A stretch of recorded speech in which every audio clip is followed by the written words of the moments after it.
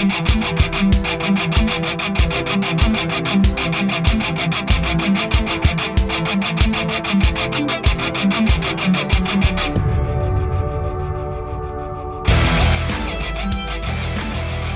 back. This is the next segment for Take It to the House. I'm here with Alex Knights. I'm Drew Robison. We're talking about the Super Bowl. We've kind of gone through the game on Sunday just to kind of talk a little bit about history and then, wrap up the NFL season. And then we're just going to have to be sad, Alex. We're going to have to think of something, maybe basketball and baseball we could talk about. But so I was starting to talk about this. My first Super Bowl that I was born in 1970. Right. Okay, the first Super Bowl was 67. So actually, the first 4 Super Bowls were before I was born.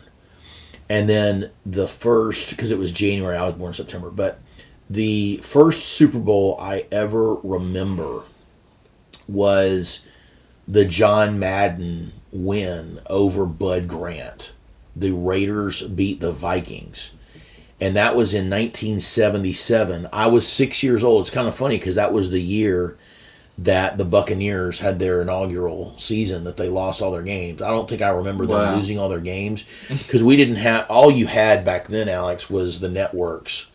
And you had, we didn't have Fox yet. There was no Fox. Wow. It was just ABC, NBC, CBS.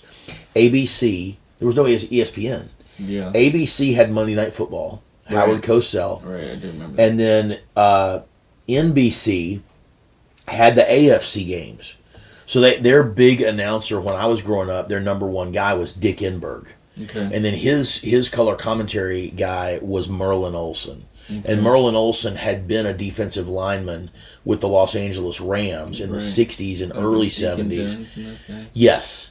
And then Merlin Olsen, I don't know if you ever heard of a show called Little House on the Prairie. Yeah, I know that. But Merlin Olsen was one of the stars of that show. Oh, dang. He was like this big dude that was friends of the Michael Landon's, the Ingalls family. But anyway, then CBS was the NFC.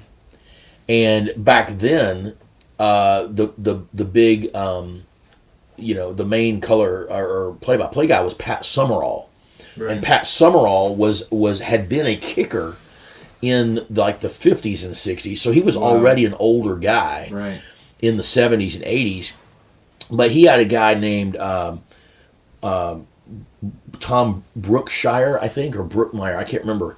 But he had a guy for a couple years, and then probably, I don't know, around 5 years after Madden won his first Super Bowl in the early 80s, John Madden joined Pat Summerall. And then Madden and Summerall were the thing for 25 years. Okay. Through the 80s, through all the 90s, all the Cowboys dynasties and all that. So I remember growing up, Pat Summerall and John Madden doing Cowboys games. Okay. Because the Cowboys were kind of America's team. They would do, the way CBS and NBC would do it is they would have your game be regional. Right. So they would typically have a national game. So the Cowboys and the Steelers were kind of the big, fan bases that everybody liked. They would kind of give us the Falcons every now and then because Atlanta's the closest team to Nashville.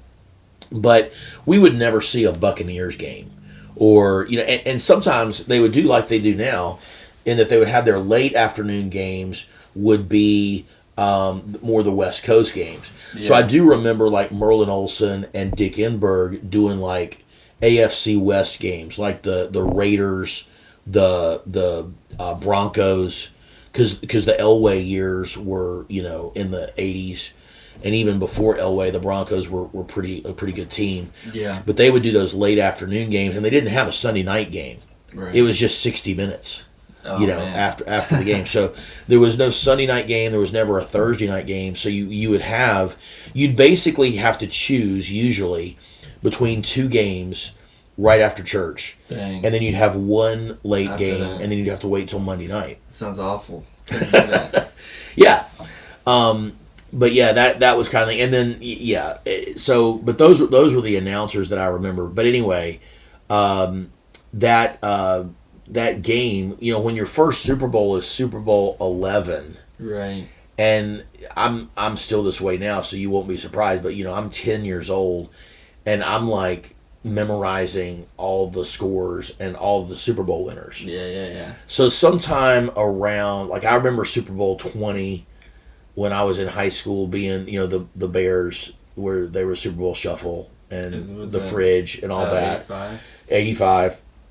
That was Super Bowl 20, but sometime in the mid 20s, I started losing track. Right. It's almost like, Alex, I don't know if you've ever done this because you're 26, but sometimes when you reach a certain age, you have to stop and think, okay, how old am I? Yeah.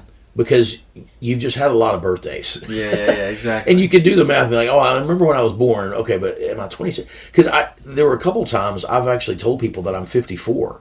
And I'm not 54. I'm 53. Oh, yeah. But it's 2024, but I was born late in 1970, so I won't be 54 until September.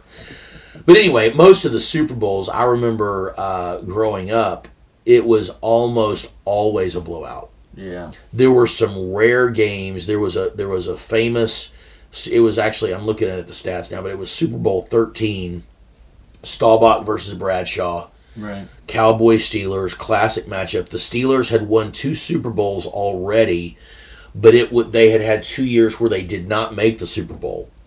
So this was Bradshaw's 3rd Super Bowl. Dallas had won the Super Bowl the year before. Right. So they were going for a back-to-back. They had just beaten the Broncos. And Dallas had won another they had been to a couple other Super Bowls, but they had won another Super Bowl back in 72. So this was a big deal. I mean, Bradshaw, it was like a Manning-Brady thing with Staubach and Bradshaw. Dang. And the famous, if you ever remember the NFL films, there was a touchdown pass that Staubach threw to a tight end named Jackie Smith, and it bounced off his chest. Dang. In the end zone. He was coming across the end zone. Staubach drilled him. He kind of had to slide, and it hit him right in the chest, just bounced right off of his chest. And I don't think that would have... Maybe that would have won the game. I don't know what the score was when he dropped that pass. Right. But Pittsburgh won 35-31. Wow. It was a very thrilling game. The year after that was the year that my Bucks went to the NFC Championship with Doug Williams and lost in the NFC Championship to the Rams, and then the Steelers beat the Rams handily for their 4th. And that's the famous one where Bradshaw's running with his finger down the field. We're number 1, and he had won 4 Super Bowls, and so the Steelers were really the first big dynasty of the Super Bowl era. Now the Packers were a dynasty, right? But they won like in the beginning 4 championships before the Super Bowl was called the Super Bowl, right?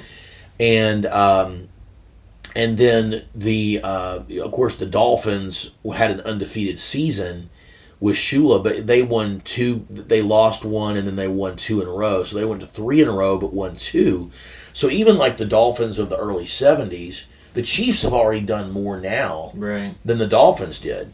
But the Steelers, they got back-to-back 75-76, and then they get another back-to-back 79-80. Wow. So Bradshaw won all 4 of them. And then the 80s just kind of was the transition to the 49ers.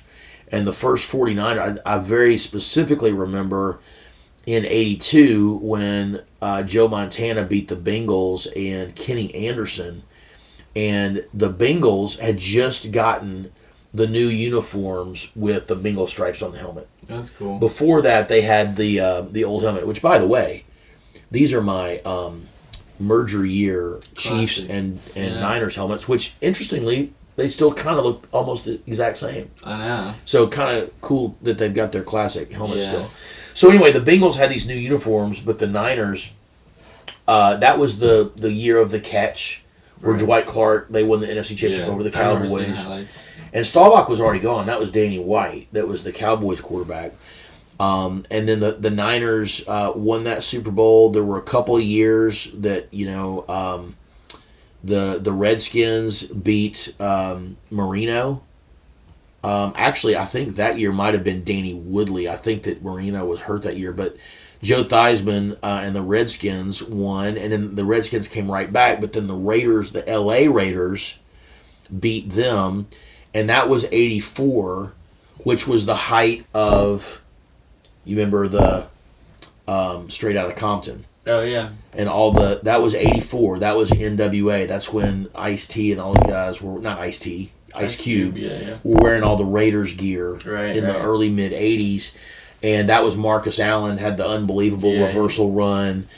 And, and then the Niners came back in 85. And that was a big quarterback dual Super Bowl because in 85, remember, Montaigne had just won one Super Bowl, but it was 3 years earlier. Yeah. So they were not a dynasty yet. And then Marino had finally, gotten, his team came back to a Super Bowl, but I don't think he played in the 1-2 years before because he had been hurt. Okay. So this was Marino's big chance, and most people thought the Dolphins are unstoppable. Yeah. They're going to win this game. And the Niners beat them 38-16. It wasn't even close. Smokes. So I don't remember a lot of the details. But the next year was Super Bowl Shuffle, the Bears defense, the almost perfect season. And you remember they were 15-1. Their only loss was on a Monday night to Dan Marino. Oh, wow. And the Dolphins. Then you had Parcells and the Giants 1-1. They won another one 5 years later. In between there, Montana won two more, and one of those was a comeback drive. His most famous drive was 89 when he beat Boomer Esiason and the Bengals, and they were down and they had like an 80-something yard drive, and he hits John Taylor on the skinny post to win the game. That was the most clutch. That's the Super Bowl when Harris Barton was a offensive lineman for the Niners, and they're interviewing Harris Barton years later, and they're down 16-13. Wow! And they've got the ball on like their own 8-yard line or something. They're pinned way back, and there's about 2.5-3 minutes. I mean, it's not crazy no time, but they've got time. But they know it's pretty much this is the drive. Right. So Harris Barton, he says, we're in the huddle, and Joe runs out the huddle, and he says, "Hey, H." And he goes, Joe used to call me H. He goes, "Hey, H, there's John Candy." And he goes, and I looked over, and there's John Candy sitting in the front row, the Super Bowl. And I'm like, we're trying to drive down and win the Super Bowl. And Joe Montana comes out and goes, "Hey, H, there's John Candy." He goes, that's how cool he was. Right. He says Joe Montana was just ISIS, but he was just so cool. But he said that just kind of made everybody in the huddle kind of calm down. Yeah. Yeah. And then they drove down and won the game. An interesting thing about that drive is that people don't remember. I think it was 2 or 3 plays before the winning touchdown pass. Joe Montana threw a pass, and I think it was maybe Billups, but he threw a pass that hit a Bengals player right in the numbers, and he dropped a pick. Those hurt, man. That was one of those, the great ones are always a little bit lucky, And then, of course, in the 90s, you had Dallas winning 3 and 4 years. That was the triplets. Right. Aikman, Emmitt Smith, Michael Irvin. And then also Steve Young got another one for the Niners in there in the 90s. Then later in the 90s, late 90s, Elway finally got his 2 Super Bowls, 97, which he had never had before. He was basically Marino. Right. Great quarterback, but no Super Bowls. Then 2000 was the Titans. People around here remember the Titans coming up just a little bit short. That's right. Air McNair. And then you had the greatest show on turf with the St. Louis Rams. You had the Ray Lewis, the young Ray Lewis Baltimore Ravens destroying the Giants, and that was the quarterback Trent Dilfer winning a Super Bowl with the Ravens. What year was that, 2002? That was 2001. That was the 2000 season. And then you had the Tuck Rule. Right. And that was 2003 season. The Super Bowl was 2004. I think, is that against the Panthers, maybe? It was the Panthers, yes. I think that's the first one. I'm sorry. The Tuck Rule was 2001. But right, because the first time they won the championship, they beat the Rams. They beat the greatest show on turf. Right. And then in between the first Brady Super Bowl and the second Brady Super Bowl was my first Bucks Super Bowl. Bucks over the Raiders. Right. John Gruden had the whole offense figured out. Yes. 2 pick sixes, 48-21 blowout. Rich Gannon playing in the Super Bowl. Yes. You would think if you're Rich Gannon or if you're Bill Callahan, the Raiders coach, you might think that Gruden knows your offense. Right. So at least change maybe the terminology. Something. Yeah, that was one of the, but I loved it. Right, I mean, I had 2003, right? I'm 32 years old. Wow. And I've been a Bucks fan since I was 6, and I finally got a Super Bowl when I was 32 years old. Then Brady wins 2 more, beats the Panthers, beats McNabb. I was the first Super Bowl I can remember was the Panthers and the Patriots, and I don't remember a lot, but I can remember bits and pieces. And then I really remember the next one because I was a big Eagles fan. I loved Terrell Owens, he was my guy. Yep. And so seeing them just lose was so frustrating. And well, both of those wins were field goal wins close. With Vinatieri, which is funny because the win over the Rams was a field goal win. Right. Brady's first 3 Super Bowl wins were field goal wins, all won by 3 points. Wow. He beat, Vermeil, Kurt Warner. Then 2 years later, he beat the Panthers, Jake Delhomme. And John Fox. Yep. And then the next year, he beat Donovan McNabb and Terrell Owens. And Terrell Owens played with a fracture in his leg. Crazy. Great gutsy performance by Terrell Owens, Yeah. and I thought Donovan McNabb was the reason for their loss. I felt like he just choked. Yeah, a lot of people say that, and I agree. The next year was the Bill Cowher Big Ben Steelers, right, defeating the Seattle Seahawks. The Seahawks. Was They that beat a super close game? Hasselbeck 21-10. Okay. Don't remember the details of it. The next year after that, the only Super Bowl to ever have an opening kickoff return for a touchdown. Bears, Devin Hester. Colts. And Devin Hester, by the way, is going into the Hall of Fame. Yeah, I saw that. So that was Peyton Manning's win in Miami, 29-17. Not that close, really. Then the year after Peyton won it, Eli won it. Right. And he beat the Patriots. That was the Tyree game. I feel like after, what was that, 2007, 2008? Yep. Exactly. You get 4 more years of good Super Bowls, and you have the blowout. But I guess we keep rolling through it. But Yeah. Well, and then the next year, another Cowher Big Ben Super Bowl. And that was a great, great game. Man. Obviously, the play of the game was right before halftime. And then the James Harrison. Right, 98 yard. One of the most memorable plays in Super Bowl history. I also, still to this day, firmly believe that the touchdown pass was not a touchdown. His foot is on top of the other foot. Yes. Come on, man. Yep. You could see it in 2007 with poor cameras. Yep. I was pulling for Kurt Warner in that game. Yeah, me too. And I was living in Maryland at the time. Yeah. And in Maryland, which is true everywhere, but there are so many Steelers fans. Really? Yes. And in Baltimore, it's a big thing, too, because Steelers and Ravens fans have always kind of hated each other. Yeah. But, yeah, then the year after that, Eli wins another one. Right. Over the Patriots again. And it just seems like Brady wins them all except when Eli's playing. Then the year after that was the famous Harbaugh Super Bowl, Harbaugh versus Harbaugh. So Baltimore Ravens. Skipped over Green Bay beating the Steelers. Oh, sorry. My bad. You are correct. Aaron Yes. Rodgers first. Aaron Rodgers, 31-25. That's right. So the Steelers. AT&T first Super Bowl hosted there. That's right.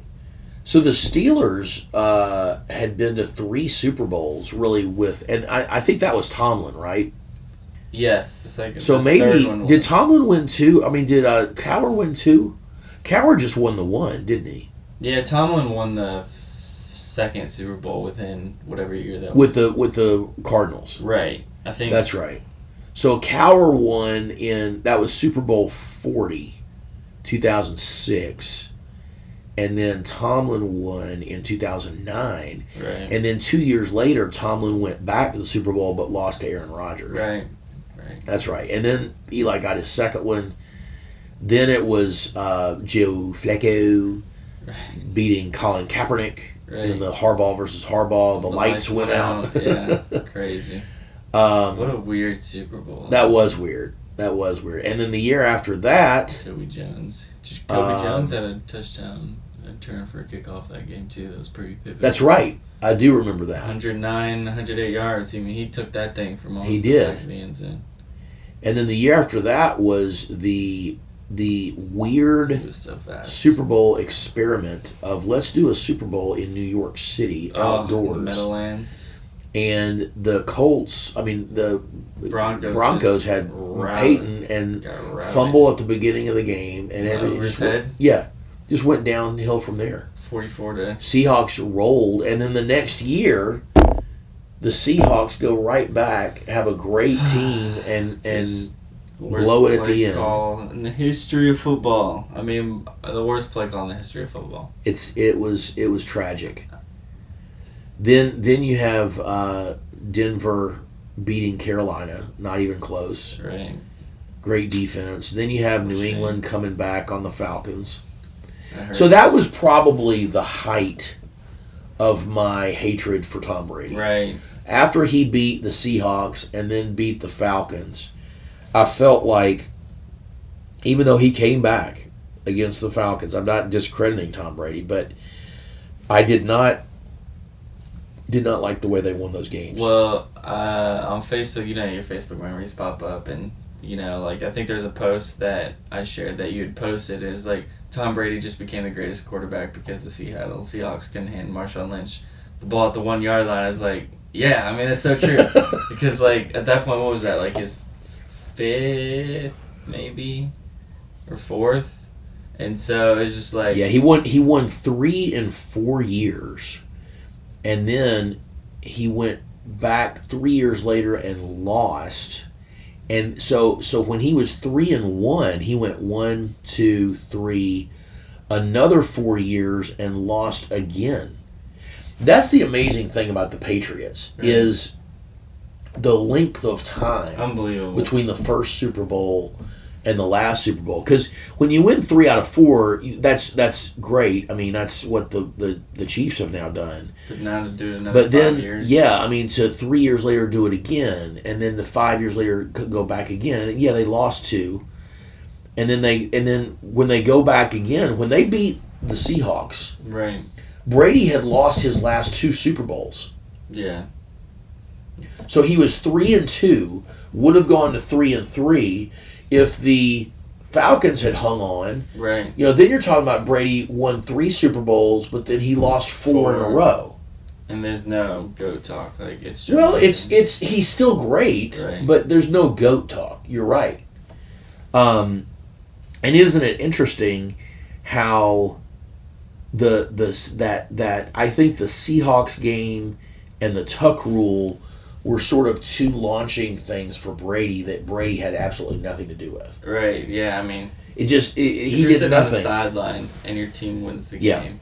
Come on, And then he beats the Falcons. The next year, the Eagles beat them, and then the next year he comes back and wins another one. Right. Over the Rams, which wasn't a great Super Bowl, but the other thing about the Patriots, and I think this is true with all dynasties, and I think this is why the Chiefs winning this year was so significant, is great championship teams win. They find ways to win even when they're not as great as they've always been. Yeah.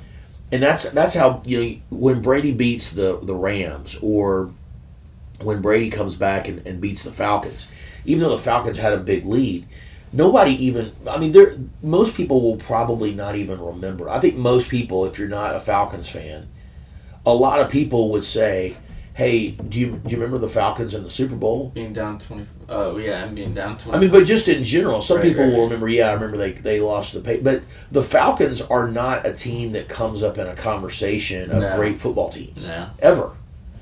And I don't know if you knew this, but the Falcons lost to John Elway and got blown out back in the day. Was that like Jeff George or something? It was Chandler. Chris Chandler, I believe. I don't know that. Yeah. So yeah, and then you get right after the Brady wins his last one, then the Chiefs win one, and that's Mahomes. Right. Then Brady wins another one with the Bucks, and then Stafford gets his one, which Okay, well, let's pause again. That's getting through 58 years of Super Bowls. We just want to wrap up football season, but we'll this is Take It to the House. We'll be right back.